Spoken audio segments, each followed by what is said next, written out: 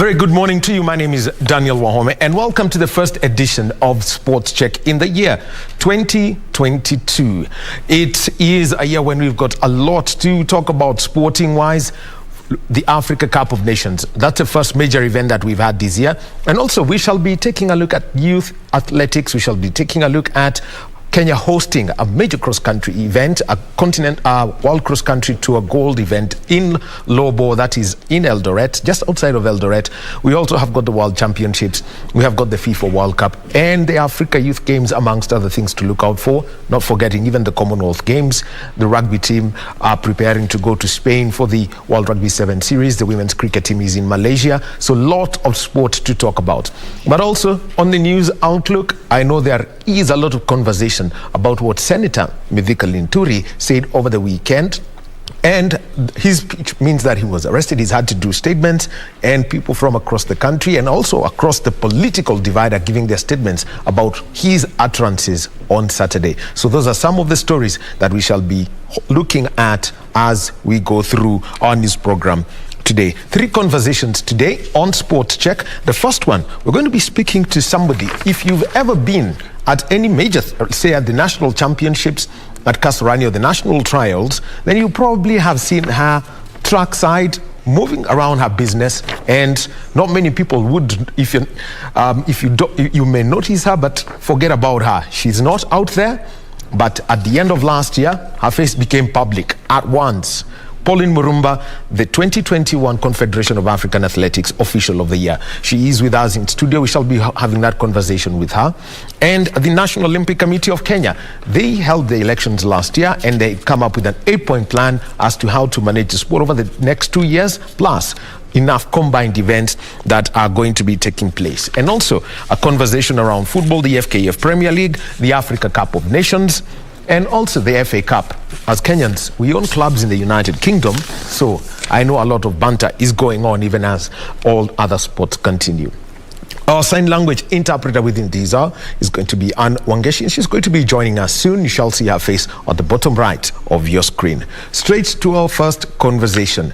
And as the year was coming to a close, and that's 2021, just a week after Christmas, what a better way to have a belated Christmas gift than being named an official of the year. The moment I saw that communication sometime late in the evening, I had to confirm till I saw that document that was in French, and the conversation started. Pauline Murumba was named the African Official of the Year. And Pauline, welcome to KBC Channel 1. Thank you very much. And congratulations. I think this is what the third or fourth time I'm asking this. Your reaction to, having been named the African Technical Official of the Year by the Confederation of African Athletics. I was very excited because it was something I did not expect, and it came at a time I did not expect, and it's good to be recognized for the work you've been doing over the years. So I was just so excited, and I really thanked God for that. So let's just start with your journey, how you got into becoming a technical official in athletics. My story begins very far, and today I would like to go back to NYS because I was among the last lot which did NYS, pre-university NYS. Out of that, I realized... I have a couple of colleagues who were in that class. Really? We're in that cohort. Really? Yes, I was in that cohort, the last NYS group. Out of NYS, when I went to campus, I found out that you could actually do physical education as a subject, and it excited me. So I did physical education at Kenyatta University, completed my course, was posted to a teacher's college called Tambach Teachers College back in 1993. And it is there that we were teaching different subjects. We were teaching hockey, we would teach basketball, but also coach. And among the other fields I was teaching was track and field athletics. So I met Brother Colm there, and I really liked his passion for sport. I really liked his passion for athletics. He used to commute from Iten, get across the valley down to Tambach. By that time, he had actually retired from St. Patrick's, and he was teaching at the college. So we were colleagues. Okay. Yes, so we interacted very closely, and we would do a lot of work together in specifically athletics. Yeah, so we would be at Camarine Showground, training the team for the college, and so on. Then after some time, I left Tambach and came to Kenya Science Teachers College, 1997. I was very new. A few weeks into my time in Kenya Science, there was a course that was being done by IAAF, and it was a level 1 course. And for us as the Kenya Science staff, we were not part of it. But having interacted with Brother Colm and having done another course before, I felt this is something that can add value to my life. So I asked our HOD, who was Honorable Kiraitu Murungi's wife, she's called Priscilla. I asked her if she could ask for us to be allowed to enter or to join the training. And by the grace of God, Mr. Kinywa, who was also the treasurer of AK at that time, allowed us. He said, as many of you as can go, fine, we have been allowed. So 3 of us went, and from that, I continued. The other 2 officiated, but after some time, they went into other things. 4 years later, 2001, I was invited to do level 2. Mr. Okeo called me for a level 2 course. Interestingly, I went for that course when I was 37 weeks pregnant. so that was just about the time you're about to have a child. Yes. And there was a lot of teasing that my baby would be called TOEX, you know, because the course is normally called TOEX level 2. But TOEX, I passed. what does it mean in full? Technical Officiating Education and Certification System. That is how IAAF grades their, or now World Athletics. That's what they call their certification systems for technical officiating and for coaching. So they have another name for the coaching one, but this is for technical officiating. So I did level 1, 201. I passed by the grace of God. And since then, 202, I was nominated into the panel, African panel of officiating. And it's not that it's a guarantee you stay there. People keep falling out and falling back because we keep doing refresher courses and exams. So that exam will determine whether you continue being in the panel or you are dropped out, and so on. So I've been in that panel since that time. We've done very many courses, very many refresher seminars, done so many exams, and I'm here. Who were your instructors at that point? 201, we had John Velzian. 1997 also, John Velzian. 201, John Velzian. But there was also George Salcedo from Portugal. Now, when it comes to these courses that everyone does, maybe you could just brief us, ideally from athletics, what you've got the field events and you've got the track events. Yes. Let's start with the stadium one. What are the things that you are taught to technical officials for each of these sets of events? I will start with the track events. In track events, I would basically say we have sub-departments in track events. There is no one person who can actually do an athletics competition competitively, because we have so many departments. We have those who do the start, we have the umpires who man the race as it's going on, we have those who will deal with the finish, the positioning of the athletes when they finish, we have the timekeeping, we have lap scoring, we have got those who will do the setups.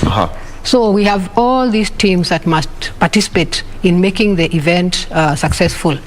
In field events, we also have the setup before, and then we have the running of the event by the officials, and then what happens after the finish now, sending them to the podium for the event. But this can only be successful if the call room does their work, where they are received, they are prepared, and then they are released to the field. Now, we would like Pauline to take us through the day, through what happens when you're doing an athletics event, starting with what they call the call room, and what happens at that point to when somebody gets onto the podium. You can take us through all those processes, because I know there are several at each point. Yes. Call room 2. Athletes have been called. We already have what we call the start list. We usually work with what we call a start list. This is the list of all the participants who are in a particular event. And we have different levels, of course. We'll have the qualifying round, we'll have the semi-finals, we have the finals, and there are rules that go with the timing within which the athlete should come. Once they're in call room 2, the next thing is inspection. what are they coming to the field with, and what is allowed, what is not allowed. So the work of the call room is to ensure that the athletes comply with the rules in terms of their dressing, their shoes, and then the gadgets they are allowed or not allowed to have in the field, and they are just ready for the competition. Actually, let me just interrupt you. Yes. Gadget, let's first of all start with the dressing. What's an athlete allowed to take into the stadium? The athlete will be allowed to go with the named uniform for their team. Yes. What they have declared. If they say they'll be in green, they should be in green.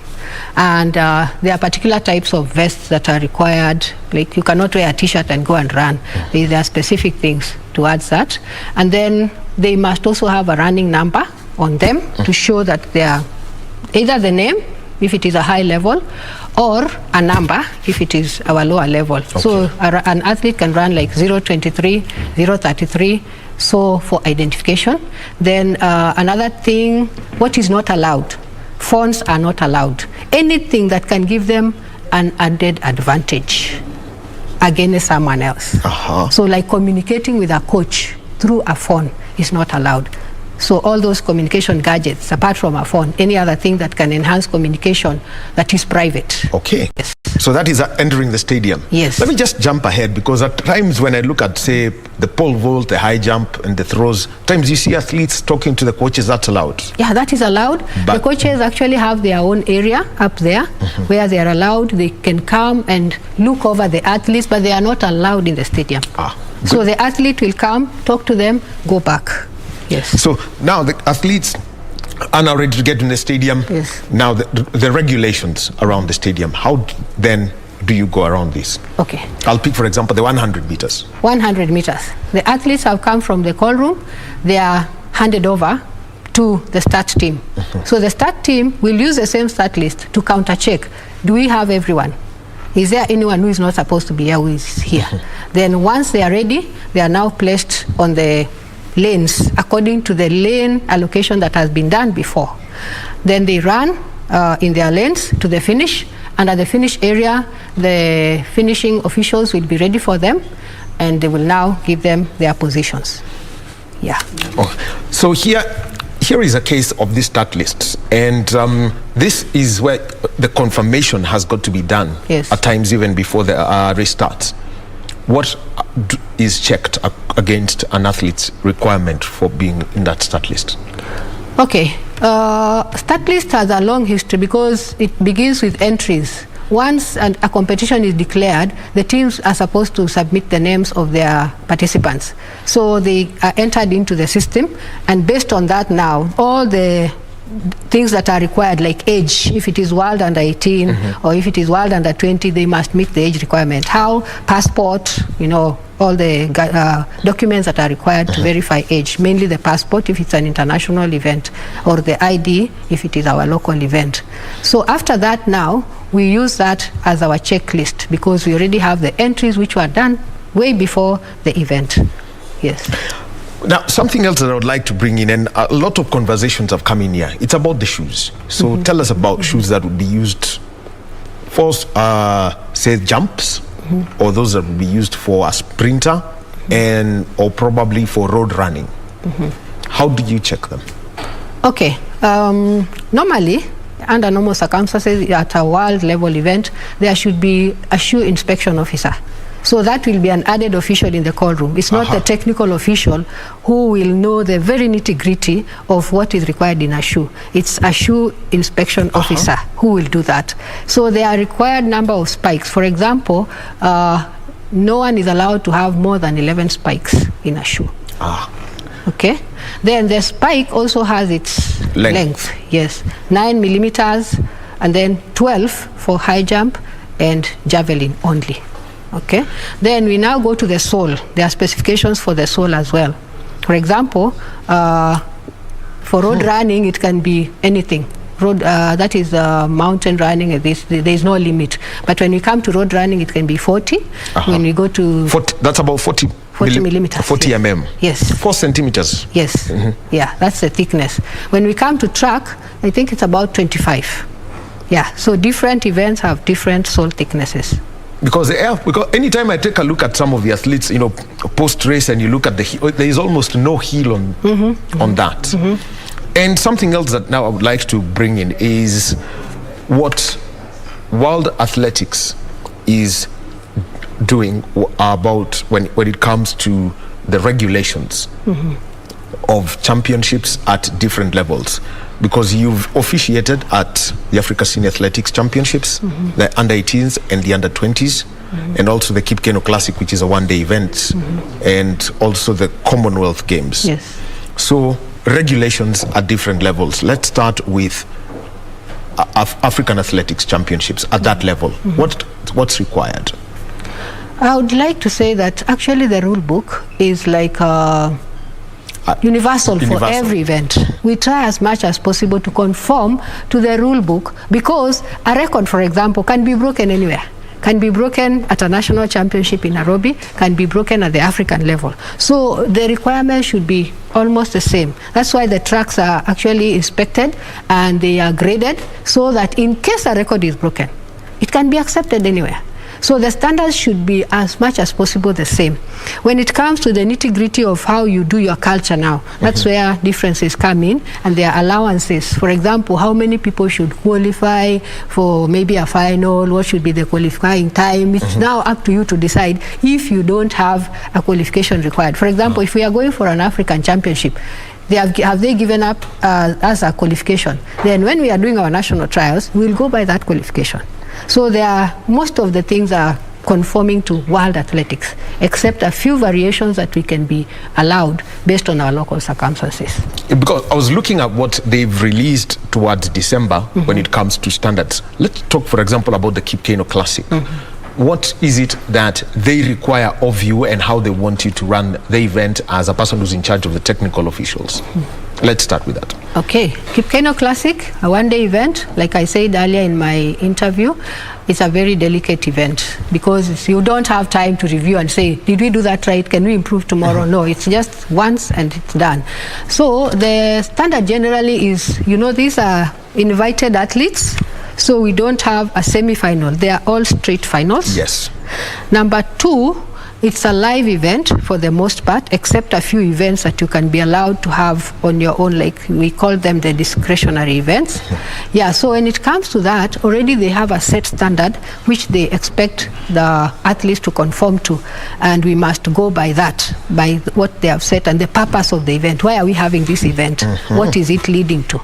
Yeah, so those are the principles that guide us when we are having this one-day event. Mention one principle that people may not have known, but was, how would I say it, is hidden in plain sight at for example, the Cape Keno Classic. For example, when Faith was running in the 1,500 meters, what's something that's hidden in plain sight that you must ensure happens? We must make sure they run according to the rules. And then for us as technical officials, by the way, we don't do those administrative things. So we will just make sure they have run according to the rules. When they are finished, we hand them over. Then the administration, like Athletics Kenya, will now decide what next from here. So they'll sit down, agree, and say, then what next? So that one does not come under us as technical officials. Okay. Now, something else I'd like to bring in is when an athlete has got to make an appeal. What's the procedure that they've got to do within that 30 minutes after an event? An event has taken place. First of all, who launches the appeal? The appeal will be launched by either the athlete or their representative, who can be their coach. But this must now be done after the official announcement. The results have been announced. Now you can appeal within 30 minutes. So there will be a form that is filled, and you complain, you say this is what happened, you write your story, and then it is handed over to what we call the jury of appeal.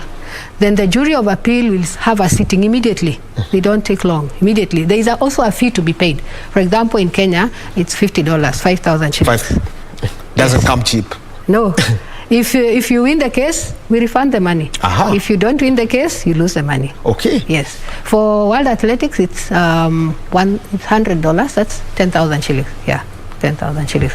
So after that now, the sitting is done, the case is determined, all the necessary witnesses are called, maybe like the umpires, whoever maybe saw the infringement happen. What did you see? Then after that consultation, then the jury will make a decision. Then once they make the decision, it will be final. The decision can either be, let us uphold the decision of the referee, or let us, if it is a field event and maybe a performance was recorded, then that it can be upheld. That's why in field events they say record every performance, especially the disputed ones. For example, an athlete can jump, then the officials say no, there is a foul that has been committed. It is recommended that they record that performance so that in case of a complaint, they can refer back to it. It will not be as expensive as having to do something else to deal with this case, because you only uphold the result. So after that now, the decision of the jury is final and the results are announced, unless there is anything else like doping that comes up later. I also want to bring in now the issue of television and how it affects that. In case something has got to be reviewed. You've got two scenarios. You may have a weekend meeting here in Kenya, nothing on TV, but you may also have an event like the Kano Classic, where there is the live, it's a made for television event. How do the two work? Okay, supposing I'm the track referee, and we have a video referee. They are hidden somewhere in a room and they see everything. We use the communication gadget. So once 100 meters is done or 400 meters is done, the video referee and the track referee communicate immediately. So first of all, track referee, anything from the umpires? Nothing. So video referee, did you see anything? Yes, there was a problem. Maybe the umpires did not see, so the video referee has reviewed and decided there is a problem here. So those two work together to determine a case. The track referee may not have seen anything on the ground, but the video referee's decision will overrule the track referee's decision because they have seen something more detailed, more clear on the TV or the screen, and that's how we make the decision. So these two must work very closely. In a case where you don't have TV, yes, how does it work? We rule on the ground. Whatever we have on the ground will be final, unless the rule says if there is any available video evidence. For example, a coach may have recorded something. We can look at it, but we also have to determine where was he seated. Is it a vantage point where we can now say, yeah, there is a problem here? Or they may have been so far from the finish and then they tell us this person crossed before. You see, like the finish, the determining of the position, you have to be at a particular angle to actually see who crossed the line, and we look at the torso so that we don't look at the hand, we look at the torso. So if this person was not at a good vantage point, they might not see that. So we cannot go by that. We have to go by something that is very clear, well positioned. And also we have to look at, was it done on that day or did it happen another day? Because sometimes you cannot just take any video. Although the rule says any available video evidence.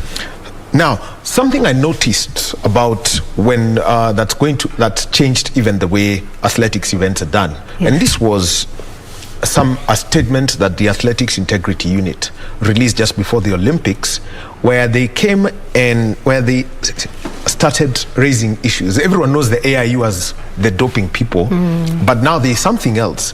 They're looking at the weights of implements. They're looking at, for example, if the setup, for example, of a long jump zone is okay, or the distance of a race walking course. How is this changing the way measurements of courses are done, weights and measures for the shot put, discus, javelin are done? How is it changing this? When it comes to weight measurement, for example, the rule says that when implements are procured, for example, for a world event like World Under 20, they must be weighed before they are used. Always. And even prior to the event, they must be weighed and certified. Some of them don't meet the standard, and we keep them in the store. We don't take them to the field.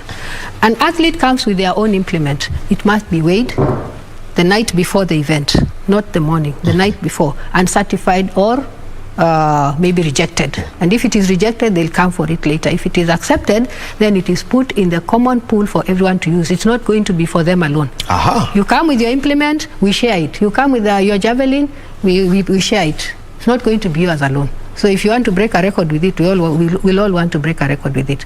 That's implements. Now, when it comes to, what was the other thing? Race walking. Race walking. Course measurement, very critical. It should be verified. Not only the course measurer alone, but there must be verification. Wow. And there are also rules that go with that. They must use a calibrated bicycle to measure very accurately. And there is also a margin error that is allowed, plus or minus. Even for the cross country, there is a margin error that is allowed. So that must be done. And then World Athletics has got certified course measurers. Those who are supposed to do it. Like in Kenya, we have one person. Who's that? Ibrahim Hussein. Yes. Oh, he's in charge of the Regional Development Center. Yes. And the man who won the New York Marathon and Honolulu. Boston Marathon. And Boston, yes. Yes.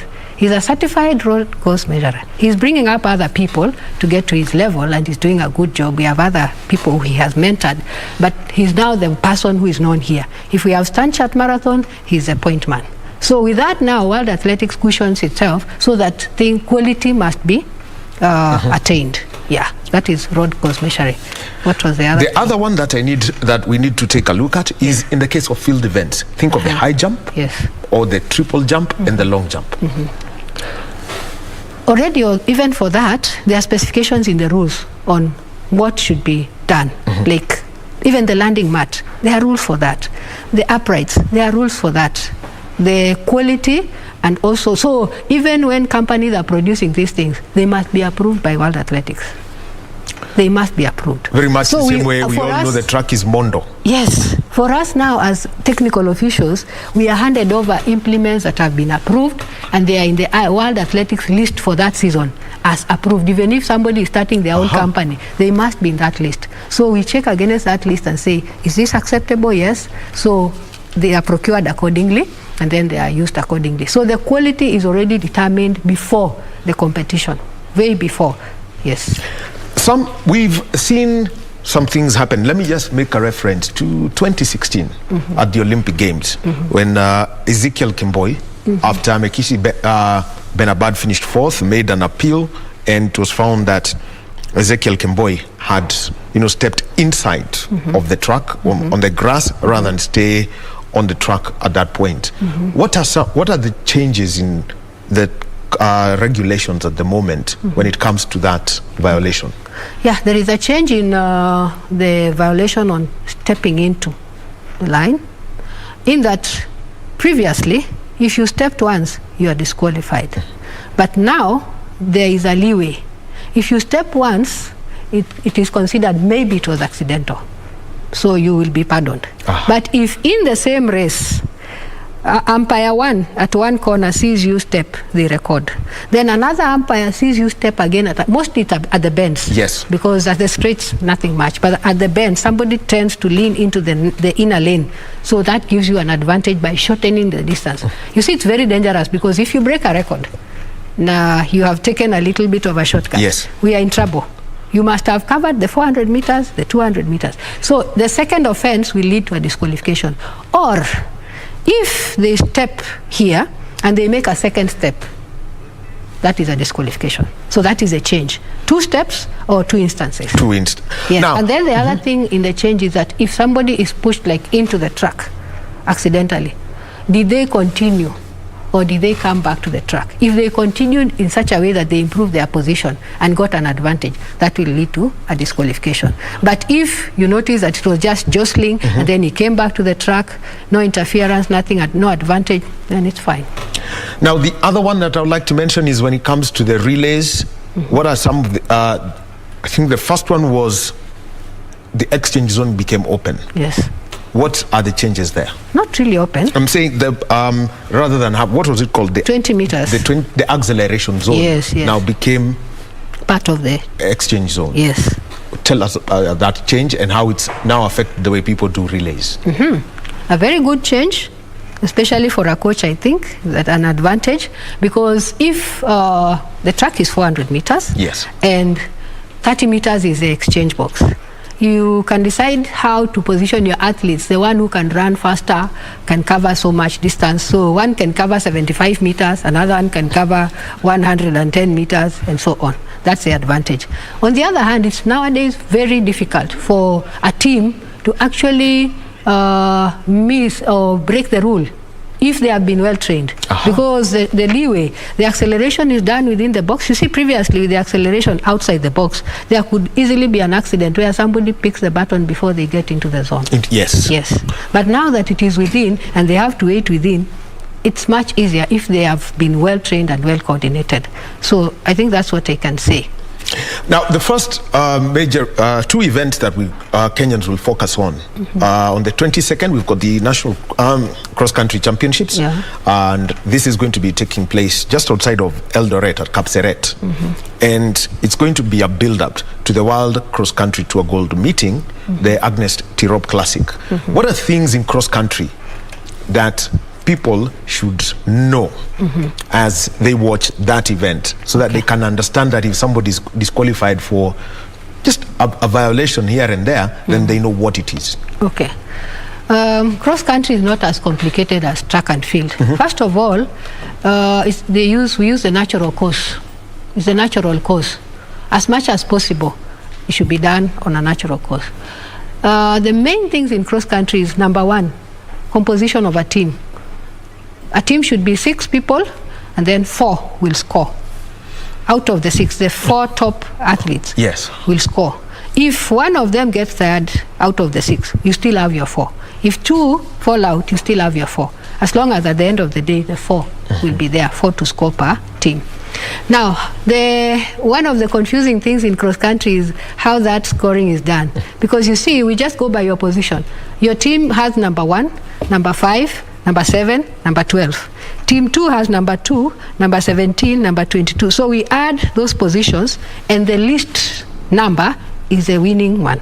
It's not the more, because the more, it means your positions what? Well, you are way behind. You are way behind. So that is one. Number 2 in cross country is another thing that I normally notice at the finish. At the finish. Maybe this is just for general understanding. Okay, let me just hold that thought. We get back to a conversation, and with the 2021 Confederation of African Athletics Official of the Year, Pauline Murumba, and she was talking about cross country. We've been told about how that scoring is done, and she was telling us about something that's interesting, how the race comes to an end and how can it actually affects or can see an athlete disqualified or their team lose an advantage they had when it comes to scoring. Pauline. Okay. Thank you. Disqualification again in cross country is a bit rare. It only happens if somebody took a shortcut, maybe because nowadays the loop is 2 kilometers. So for a 10-kilometer race, they go 5 times. And somebody may take a shortcut. That one will lead to disqualification. And we always have umpires on the route to check that everyone is running through the route. Disqualification can also happen if we are having a relay, because we have a zone where they take over the baton. And if they go beyond or they take it before, the same relay rules that would have been on the track will apply, because it must happen within the zone. And we had a case like that on Saturday during the Prisons Championship, where somebody took it just beyond the zone. That's about disqualification in cross country. Nothing much. The other thing may be if they run without a running number, which should not happen, because we also have a call room where they are inspected and they are given all that. But there is another thing. If somebody is paced by a spectator, he should be disqualified. Pacing means somebody is being escorted, and it's very common. Somebody runs with a flag along their fan, they want to. Yes, that is not allowed. So okay, let me say, you're inside. This is a track here, and you're inside this place with, say, the police service flag or the KDF flag or the prison's flag. For example, those people who run along with it, how far can they go? If they run like here to 5 meters, that's okay. I mean, it's like adrenaline is at work. But now somebody is going 50 meters. That one is not allowed. The rules don't allow that. All right. Yes. Look out for that. The other thing now, as we wind up this interview, and how do you get more athletes? I remember you told me that you've got the one fear that within the athletics family is that there are no young technical officials Yes. showing up for training and that. What are the opportunities that are there? How would somebody get invited for training so that that gap is filled? Okay. Most of us started by volunteering. And I think volunteer is always the starting point in most sports. You go to the field, you volunteer your service. You say, I would like to help in this and this and this. And then you are noticed and you begin to get assignments. Because if we train people in a classroom and take them to the field, sometimes it doesn't work out well. Because applying the theory immediately without prior experience can be detrimental. Because people can make mistakes that it's just like going to driving school without a practical, then you're given a car to drive. That is disaster. So we have to integrate the practical and the theory by at least somebody getting initiated into the process, being socialized into athletics. I think I would like to use that word, being socialized by coming in, maybe doing things that are not very technical, and then we now grow them into the technical things. And we have a few who are coming up, but we still have a long way to go. So the younger generation, they would like the technological aspects of it, which are not very much or very many. So we really need them to come into this. Another thing is that of late I'm seeing Athletics Kenya coming more intentionally to look out for opportunities, especially with devolution. Whereby, like recently, last year, I trained a team of prisons officials. They came up themselves and they said, we don't have officials. Can we be trained? So we offer the services. We go out there, train them, and then they grow into the national level by and large, because they start with their region and they come up. And there are other opportunities that are also coming up. So these ones are initiated by the people, but the federation can also initiate. So both ways it will work, whereby the region initiates, but also the federation can initiate and say, let's now be deliberate and have more training of younger people. Where do we find them? Some of them are former athletes. They make very good officials. They already know the rules. Some of them are fans who come to the field and they get interested. So they can be from all over. Some are teachers in schools. So all these are potential people who, if they show interest, I started as a teacher myself. So if they show interest, they can grow. And we can also be deliberate and meet in the middle. All right. Pauline Murumba, she is the 2021 Confederation of African Athletics Official of the Year. Thank you very much, Pauline, for being with us this morning and telling us about athletics and the technical things that people may know. If you watch a race, then you know what's supposed to happen and some of the things that the athletes have to go through.